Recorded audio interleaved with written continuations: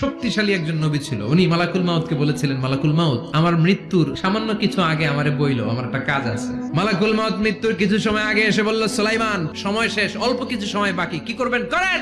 সাইয়েদনা সুলাইমান জিনদেরকে ডাকলো, ও জিনেরা, বিশাল একটা প্রজেক্ট আছে, প্রজেক্টে কাজ শুরু করো। আর কিছু জিনকে বলল, চারদিকে গ্লাস ফিটিং করা একটা রুম বানাও। সাইয়েদনা সুলাইমান আলাইহিস সালাম গ্লাস ফিটিং করা রুমের ভেতরে ঢুকলেন। এই রুমে ঢুকার দরজা নাই, হাতে একটা লাঠি নিলেন, লাঠির মধ্যে ভর করে দাঁড়িয়ে রইলেন আর জিনদের দিকে তাকিয়ে রইলেন। জিনেরা এত বদমাশ ছিল, সাইয়েদনা সুলাইমান দাঁড়িয়ে না থাকলে কাজ করতো না, দাঁড়ায় না থাকলে আজও লোকজন কাজ করতে চায় না, ঠিক কিনা?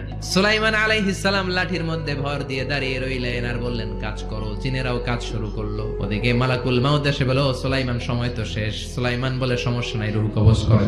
মালাকুল মাউত ওইভাবে লাঠিতে ভর দেওয়া অবস্থায়, দাঁড়ানো অবস্থায় সাইয়েদনা সুলাইমান আলাইহিস সালামের রূহ কবজ করে নিলেন। উনি এমন ভাবে দাঁড়িয়েছেন, রূহ চলে গেল, লাশ হয়ে দাঁড়িয়ে রইলেন। লাঠির মধ্যে দাঁড়িয়ে আছেন, জমিনের মধ্যে লুটিয়ে পড়ে নাই। সুবহানাল্লাহ।